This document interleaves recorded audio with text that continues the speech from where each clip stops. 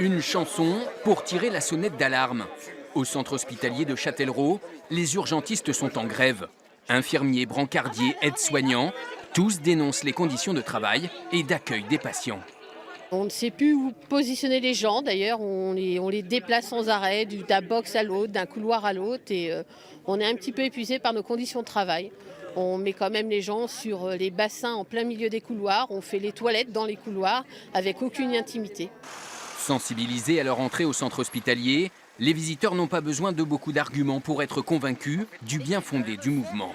Quand on les voit courir partout, ils ont quand même malgré tout toujours le sourire. Ils font, c'est vrai, un travail formidable, mais jusqu'où ça va aller tout ça à un moment donné, que ça explose aujourd'hui, je pense que ça aurait déjà pu exploser déjà il y a bien longtemps, quoi.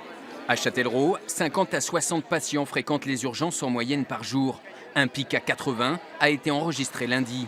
Pour faire face à ces affluences, à une période où l'UMPU, l'unité de médecine polyvalente post-urgente et ses 10 lits est fermée, le collectif Interurgence affiche ses revendications. On attend la réouverture de l'UMPU immédiate pour la sécurité des patients et on attend une augmentation de l'effectif des urgences. Donc au niveau de l'accueil de nuit, l'ARS avait recommandé un infirmier supplémentaire la nuit.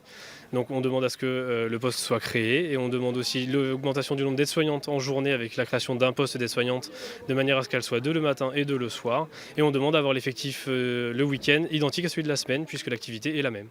En réponse, la direction du centre hospitalier confirme la demande de financement d'un poste d'infirmier de nuit et de la mise en place d'un effectif constant toute la semaine. Elle n'envisage pas en revanche la réouverture de l'UMPU et précise consacrer en fin d'année 1,5 million d'euros à la restructuration des urgences.